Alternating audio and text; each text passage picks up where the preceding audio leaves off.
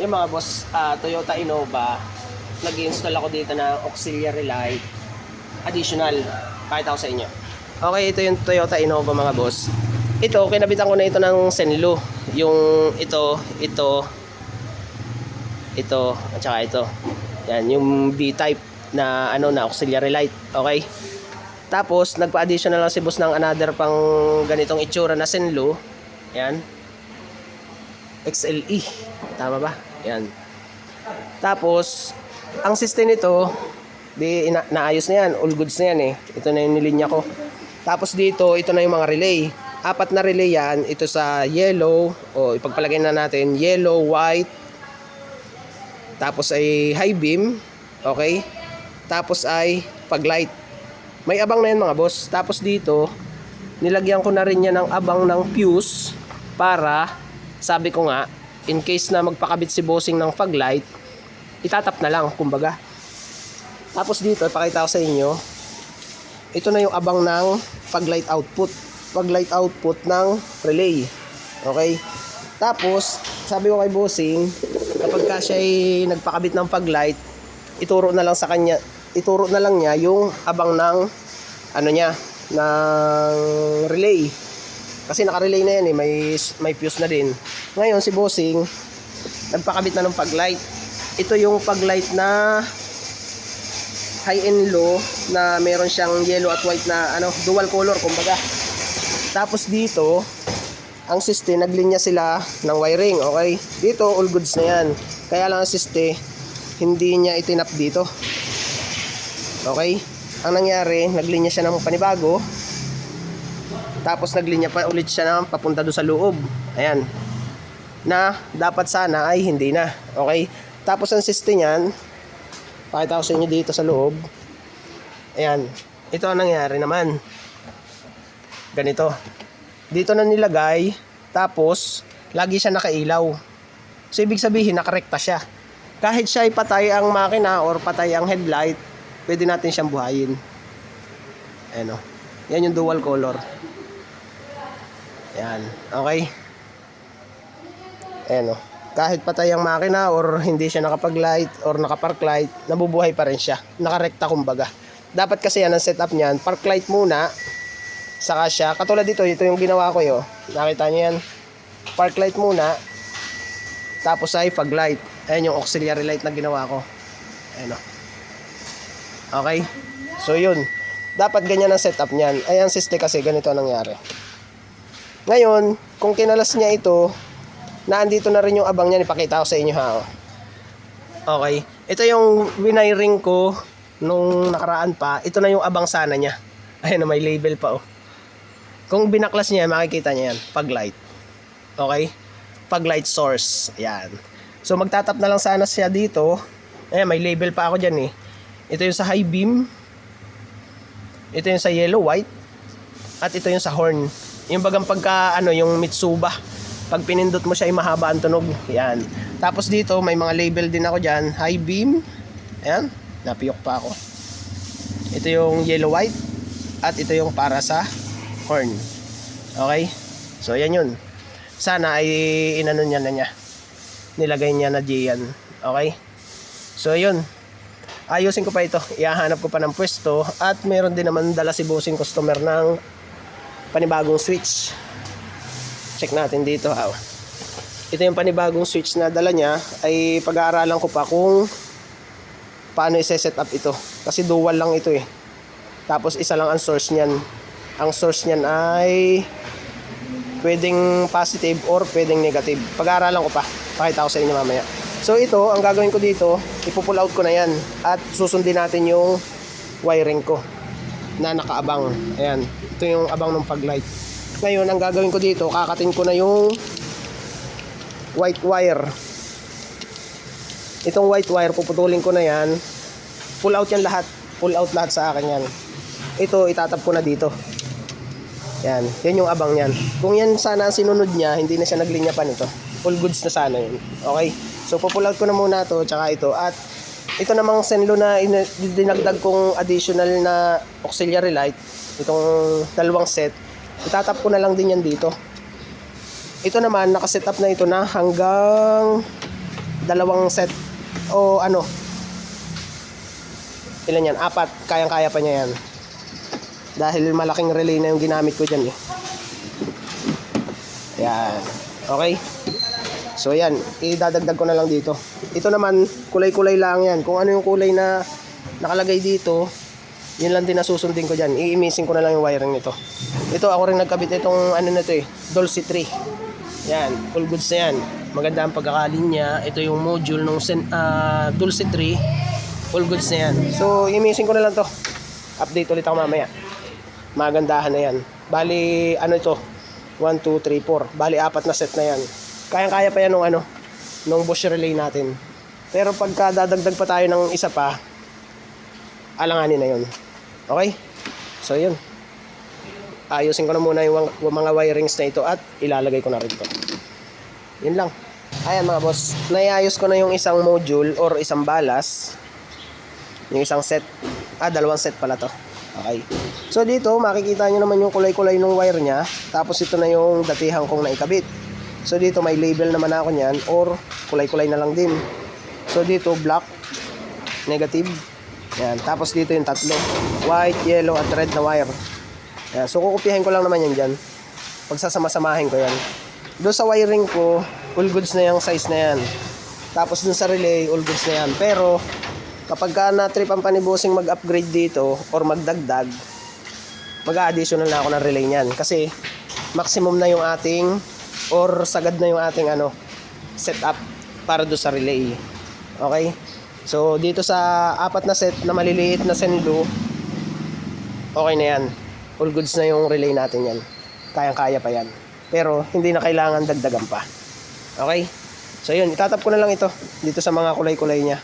All goods na yan. Okay? Yung ano yung sa wiring ng paglight, mamaya pa yan. Tatapusin ko muna to. Iniaayos ko pa yung mga wirings dito eh. Okay? Okay, ayan na nga mga boss. All goods na, naitap ko na lahat. Siyempre, secure na secure yung ating pagkakalagay ng tape. Doble ang tape niyan mga boss. Tinaypan ko nito at tinaypan ko rin ng tela na tape or yung tape cloth. Ayan, para safety. Okay. Tapos ngayon, inilabas ko na yung output ng paglight.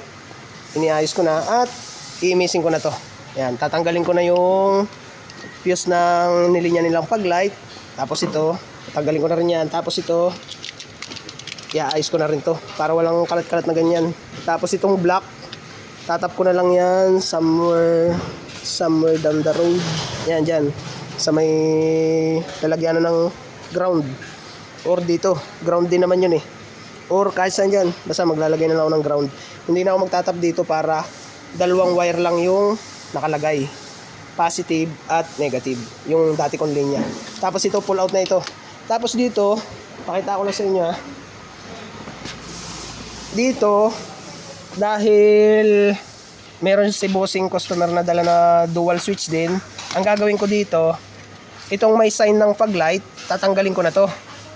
Ito kasi yung sa switch nung, pakita ko sa inyo ha, yung switch nung high beam. Negative switch kasi ito. Okay? Ayan, pakita natin ha. Ayan. Yan ay hindi pala negative. Positive switch pala yan, sorry. Ito, ililipat ko na dito. Ayan. Para magkasya lahat, ang gagawin ko dyan, itong single switch na ito, ililipat ko na ito para dun sa high beam.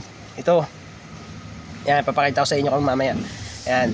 Paglilipatin ko na yan, para tatanggalin ko na itong switch ng paglight, ang gagawin ko dyan, ito yung gagawin kong switch ng paglight, at ito naman yung gagawin kong switch ng LED natin or nung auxiliary light para positive output din. Yan, para pag switch natin sa baba, para dito 'yon. Okay? Tapos pag switch dito, pag light naman 'yun yung ano natin, yung sa baba. Ito ililipat natin. Tatanggalin natin lahat 'yan. Okay? Para isang switch, 4 dito agad. Pakita ko sa inyo mamaya 'yon. Okay? So ito pala yung horn. Lilipat ko lang pala dito. Okay? So ayun, all goods na ito. Paglilipatin ko lang yan. Okay, naitap ko na mga boss. Pakita ko lang sa inyo. So ito yung sa nilinya nilang paglight. Yan. Ngayon, ang ginawa ko, ito na. Yung abang ko na wire, itinap ko na dito sa white positive ng paglight. Tapos syempre yung negative niya, ground. Tatap ko na lang yun dito. Yan, sa tornilyo na yan. Ground din yan. Tapos all goods na yan. Tapos dito, checkin natin ha. May mababago lang ako. Ito pala, ang setup niya, di ba may pag-light siyang pinakabit. So ikakabit ko na yun dito. Pag-light, ito yung LED bar, o auxiliary light. Tapos dito, auxiliary light, switch. Tapos yung taas niya, pag-light ang gagawin ko. Ngayon, dapat pala, ang binili pa ni boss na ganito, na dual switch, ay dalawa pa. Okay? So mangyayari, kapag nilipat ko ito, bakante din. Dapat dalawahan din siya. Or, ang pagagawa ko kay boss, pabibilhin ko siya ng panel na ganito na animan yung slot niya. May abang pa siya na 3 dito para kompleto. Pwede yun eh. May nabibiling ganito eh. Okay? So, ngayon, yung switch ng high beam, itatago ko muna yan dito. Yan, itong high beam na to. Okay? Kasi pwede pa rin naman siya mag-switch ng yellow at white eh. Itong horn dito na rin yan. Pero papalitin ko ito. Tatanggalin ko na itong pag-light switch na ito. Ito pala ay sa high beam. Yan, itatago ko na muna ito. Okay? So, ang ipapalit ko dito, ito. Ito yung sa auxiliary light at ito yung sa pag-light. Okay? So, yun. Pabibilhin ko na lang si boss ng additional pa na panel. Yung ganito na 6 ang ano niya. 6 ang lalagyanan ng switch, or pabibilin ko pa si boss nung dual na ganito para lahat sila dual. Okay? Mas cute tignan yun. Dual yung ano, yung mga switch. Okay? So mababago lang yun. Ganyan. Ito na ikakabit ko para sa pag-light at para sa auxiliary light. Okay? So yun. Diretso ulit. Dito naman sa ano, sa labas, iaayos ko na lang to. Gagana na yan. Ito na ang relay ng pag-light ang gagamitin ko. Tingnan nyo, natanggal na yung wiring dito. Ito na yun. Pinull out ko na itong mga to. Yung mga naka-wiring niya kanina dyan. Ayan ang linis niya. Oh. Ganyan dapat. Okay. Kaya nga nilagyan ko na ng abang na ano, relay. Para in case na mag-install sila bossing, hindi na mapapakialman or magdadagdag pa ng linya dyan. Okay, ayusin ko na to. Malapit na ito. Ito, iayos ko na rin, ipifix ko na rin ito dito sa ilalim. Natesting ko na rin yan. Mamaya ko na lang sa inyo papakita. Okay? Okay, tapos na mga boss. Ito, okay na yan. Actually, dito sa labas tapos na. All goods na yan. Yung, ito, yung ground niya. Nung pag-light na pina-install ni boss. Ito, projector pag-light. Yan, all goods na yan. Nailagay ko na dyan. Relay, gumagana na yung pag-light relay niya, yun nilinya ko. Fuse, all goods na rin yan. Tapos dito sa loob, may binago lang ako. Ang ginawa ko, ganito. Yung salip na ganitong ito, salip na ito yung pag-light switch, hindi ko na ginamit yan. Okay? Yung dalawang switch, yun pa rin, as is pa rin yun. Yung yellow at white, itong dalawahan na to, at yung sa horn. Ito yung sa horn, yung sa Mitsuba. Yung mode niya. Sa ano, Mitsuba Dulce 3, oo, tama. Tapos ito na yung pag-light at high beam. Ito na yung ginamit kong pag-light at ito na yung high beam. Tingnan nyo ha, oh. Yan, park light. Ito na yung pag-light. Yan, puti, dilaw. Okay? Tapos itong ilalim na ito na yung high beam. Ito na yung, bubuhayin ko yung low beam nung white. Yan, tapos ito bubuhayin ko. Tapos pag nag-headlight siya, tignan nyo yan, high beam yung dilaw niya. Ayan o. Okay. Tapos dito mga boss, may binago lang ako dito. Ito, nagdagdag ako dito, nagdagdag ng relay para do sa high beam. Ito kasi yung switch ng high beam eh. Yung isa dito, number 30, ginawa ko. Ito yung galing do sa mismong headlight na high beam. At itong number 87, ito yung papunta do sa relay ng high beam sa labas, papunta na dun sa ano, sa LED lights. Ayan.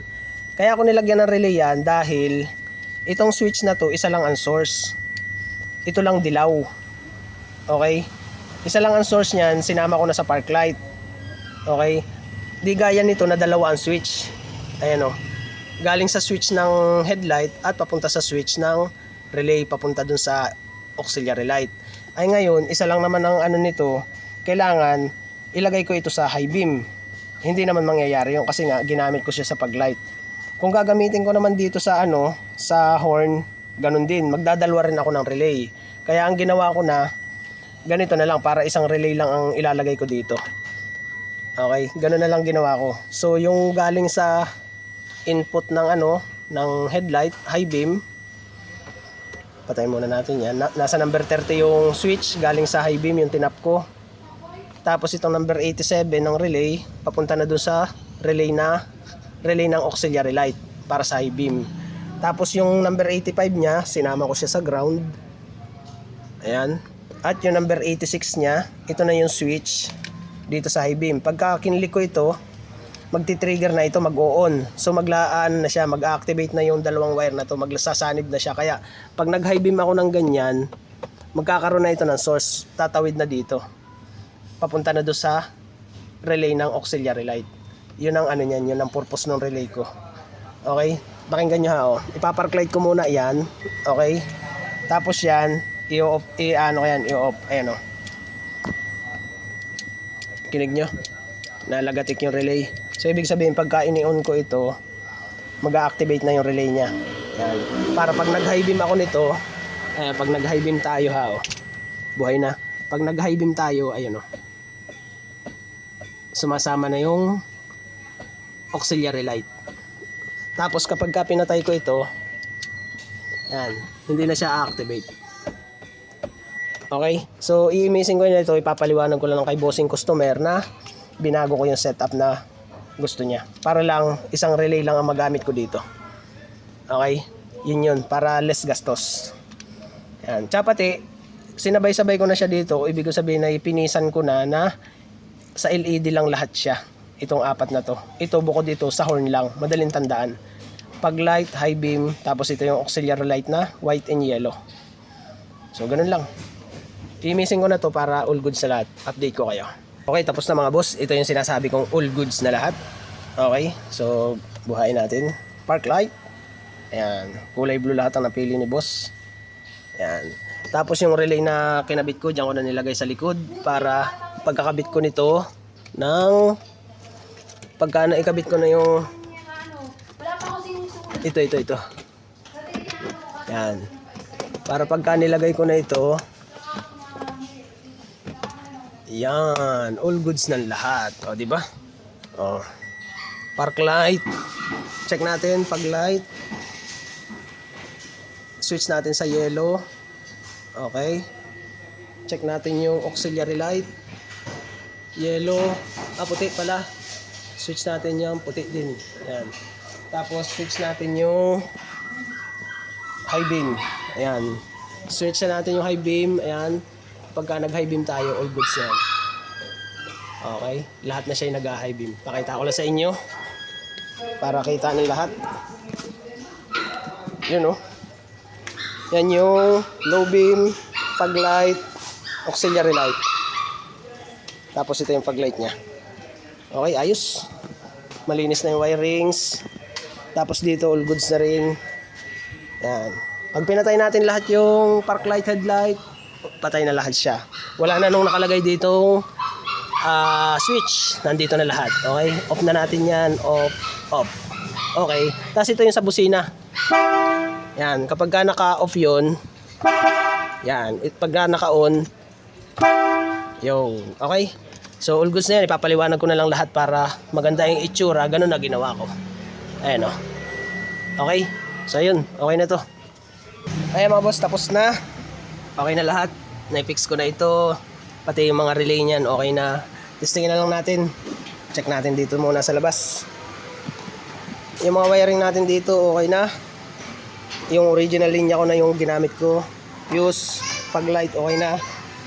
Yung abang ko na fog light dito na wire, fog light wire, okay na din. Naitap ko na. Ito na yung mga balas. Dito ko na nilagay. Tapos ito na yung natin, mga ilaw. Yan ang itsura nya. Okay. So, titisingin ko na lahat. Check lang natin.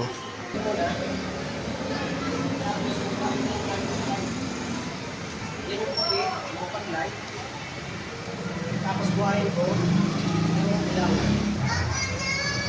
Pag pinatay buhay yung pag-light niyan, switch na puti at ilaw. Tapos bahay ko yung bilang ng auxiliary light namin. Yan yung puti, ito na.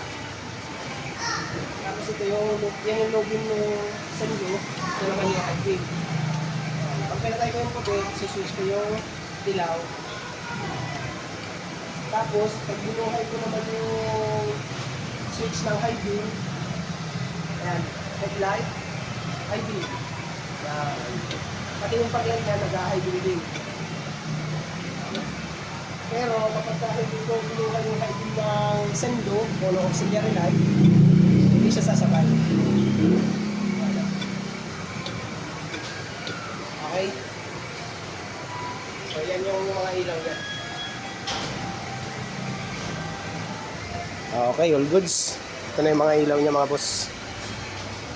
Yan, dinagdagan ko lang yan. Dating 2 set, ginawa ko ng 4 na set na ilaw. Yan. Okay. Ito yun. Toyota Innova mga boss. Install lang o dagdag nung auxiliary light at inayos ko yung wiring ng pag light. Ito nga yun yung abang ko na wire dito. Okay. So, ayos na. Toyota Innova mga boss. Thank you, thank you.